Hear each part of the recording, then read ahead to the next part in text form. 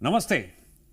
एक सवाल जिसका जवाब पाने के लिए जांच का दायरा लगातार बढ़ रहा है, क्योंकि भोपाल के एक जंगल से जब करोड़ों का सोना और चांदी मिलने की खबर सामने आती है, इसे जिसने भी सुना वो हैरान रह गया। वहीं इस काले धन में करीब 8 करोड़ रुपए कैश भी शामिल था। जांच एजेंसियों की ओर से की जा रही जांच के दौरान इस पूरे मामले के तार कई जगहों से जुड़े नजर भी आए, जिसके बाद मामले में ईडी की एंट्री होती है और ईडी के आते ही कई तरह के खुलासे होते हैं। इस बीच मामले में नेता अफसरों के गठजोड़ के भी एंगल पर सवाल खड़े होते हैं, लेकिन इसका कोई पुख्ता सबूत अभी तक सामने नहीं आया। वहीं दूसरी ओर अब तक यह साफ नहीं हो पाया कि जंगल में मिली काली कमाई के कितने हिस्सेदार हैं और इस मामले में कितने राजदार हैं।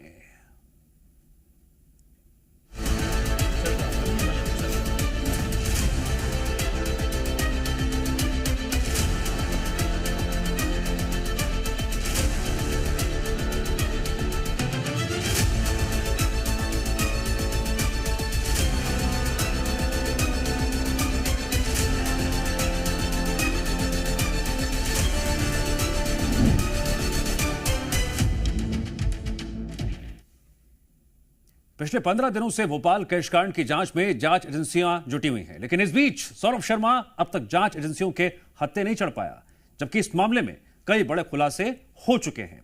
परिवहन विभाग और लोकायुक्त में बड़े फेरबदल भी हो चुके हैं, लेकिन सौरभ कहां है ये किसी को नहीं मालूम। यूं तो भोपाल के धन कुबेर सौरभ शर्मा का इंतजार कई अलग अलग जांच एजेंसियां कर रही हैं, लेकिन 15 दिनों के बाद फिलहाल सौरभ शर्मा का कोई सुराग नहीं मिला है। इस बीच आपको हम दिखाते हैं भोपाल कैशकांड की खास सीक्रेट फाइल।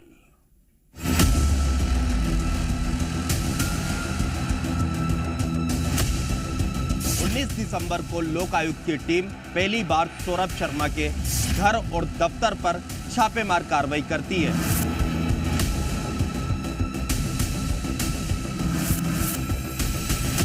जहां लोकायुक्त की टीम की कार्रवाई चल रही थी सौरभ शर्मा के घर और दफ्तर में, उसी घर और दफ्तर के पास इसी सड़क पर सौरभ शर्मा की वो सोने वाली कार घूम रही थी। जांच एजेंसियों की जांच जारी।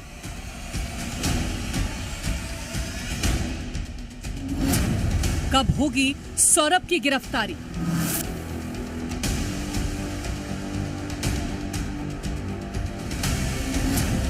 कहां छिपा है भोपाल का धन कुबेर?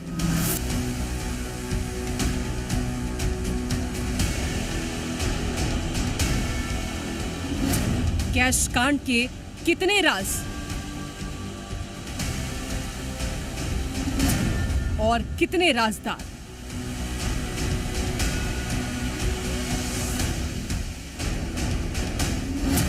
उन्नीस दिसंबर से पहले सौरभ शर्मा नाम का शख्स केवल परिवहन विभाग का एक पूर्व कांस्टेबल कहा जाता था, लेकिन 19 दिसंबर के बाद परिवहन विभाग के मामूली से कांस्टेबल सौरभ शर्मा की चर्चा पूरे देश में होने लगी। चर्चा की वजह रही परिवहन विभाग के पूर्व कांस्टेबल सौरभ शर्मा के घर और दफ्तर में लोकायुक्त की टीम की छापेमारी, क्योंकि इस छापेमारी के दौरान जो तस्वीरें सामने आई उसे जिसने भी देखा वो दंग रह गया।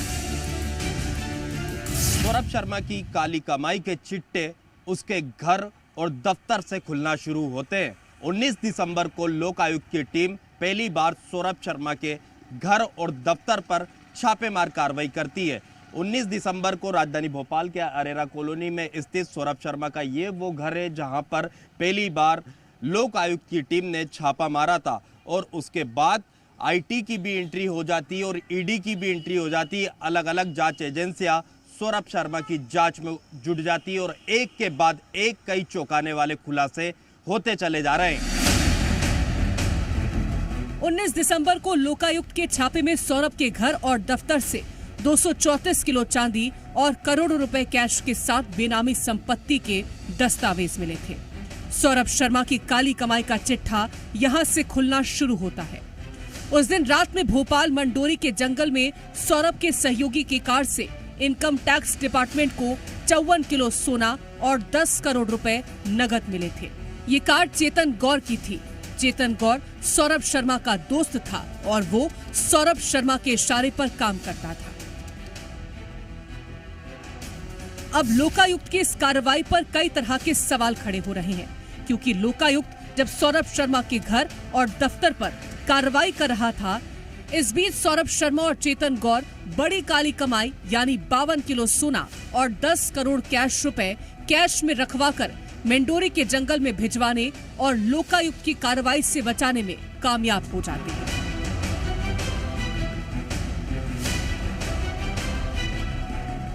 इस बीच सवाल उठता है, क्या सौरभ शर्मा को लोकायुक्त की कार्रवाई की जानकारी थी?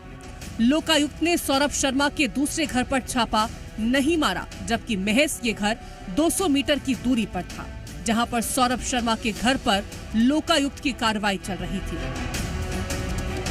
इस बीच सवाल उठता है कि सौरभ के दूसरे मकान पर छापेमारी क्यों नहीं? वहीं माना यह जा रहा है कि इसी घर से सौरभ शर्मा, चेतन गौर ने इनोवा कार में 52 किलो सोना और 10 करोड़ रुपए कैश रखवाकर कार को रवाना किया, क्योंकि जब लोकायुक्त की टीम कार्रवाई कर रही थी तब वक्त था दोपहर 2 बजे का, और तब वही कार सौरभ के घर के आसपास घूमती रही। इनोवा क्रिस्टा कार इसी सड़क पर घूम रही थी। करीब 2 बजे का एक सीसीटीवी वीडियो सामने आया है उस कार का, जो मेंडोरी के जंगल में जिस कार से आईटी की टीम को करीब 52 किलो सोना और 10 करोड़ रुपए कैश मिले थे, तब वही कार जहां लोकायुक्त की टीम की कार्रवाई चल रही थी सौरभ शर्मा के घर और दफ्तर में, उसी घर और दफ्तर के पास इसी सड़क पर सौरभ शर्मा की वो सोने वाली कार घूम रही थी।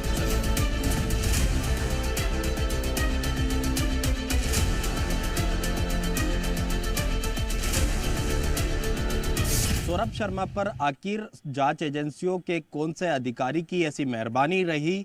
कौन था वो जांच एजेंसी का अधिकारी जो सौरभ शर्मा के काले धन को बचाना चाहता था?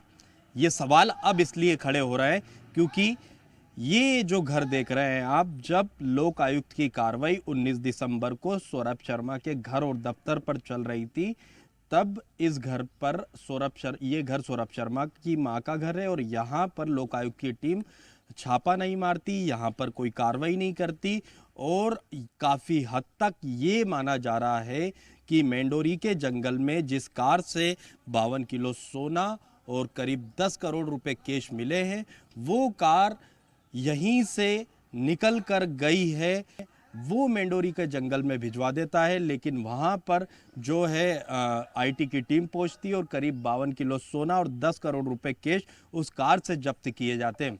अब कई अधिकारी लोकायुक्त के रडार पर है, सवालों के घेरे में लोकायुक्त है। आने वाले दिनों में देखना होगा क्या कुछ खुलासा होता है, कौन मेहरबान था सौरभ शर्मा पर, कौन सौरभ शर्मा की काली कमाई को बचाना चाहता था। इसी बीच लोकायुक्त में बड़ा फेरबदल भी देखने को मिला। कई अधिकारी और आरक्षकों के तबादले भी कर दिए जाते हैं। जानकारी लीक होने की आशंका के चलते फेरबदल किया जाता है। 4 डीएसपी समेत 34 पुलिसकर्मी हटाए जाते हैं। 6 इंस्पेक्टर सहित 34 पुलिसकर्मी नियुक्त किए जाते हैं।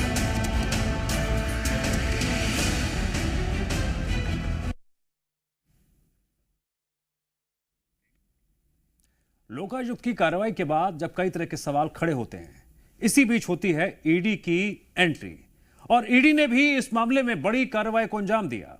ईडी ने घर और सहयोगियों के ठिकानों पर एक के बाद एक छापेमारी की, जिसके बाद बड़ी मात्रा में 23 करोड़ कैश, सोना, चांदी और दूसरी प्रॉपर्टी से जुड़े दस्तावेज बरामद होते हैं। सौरभ शर्मा के खिलाफ मनी लॉन्ड्रिंग का केस भी दर्ज होता है। बड़ी बात तो यह होती है कि सौरभ शर्मा के जिन ठिकानों पर लोकायुक्त ने छापा नहीं मारा, वहां पर ईडी ने छापेमारी की। सौरभ शर्मा के मामले में पहले जहां लोकायुक्त, फिर आईटी और तो और उसके बाद मामले में ईडी की कार्रवाई हुई। ये 4 तस्वीरें देखिए। सौरभ शर्मा के भोपाल स्थित घर और दफ्तर में ईडी की टीम जांच करने पहुंची। भोपाल स्थित जयपुरिया स्कूल के दफ्तर पहुंचकर ईडी ने जांच की, जहां ईडी की टीम ने ताले खोलने वालों को बाहर से बुलाया। उधर ग्वालियर में भी ईडी ने सौरभ शर्मा के ठिकानों पर छापा मारा। जबलपुर में भी सौरभ शर्मा के रिश्तेदार के घर में ईडी की टीम पहुंची। शास्त्री नगर स्थित बिल्डर रोहित तिवारी के घर ईडी की टीम पहुंची।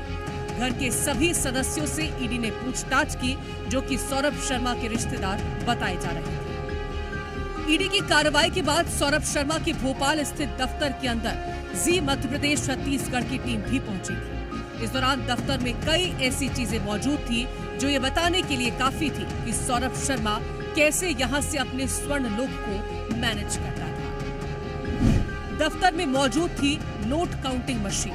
दफ्तर के अंदर मौजूद थे कई दस्तावेज।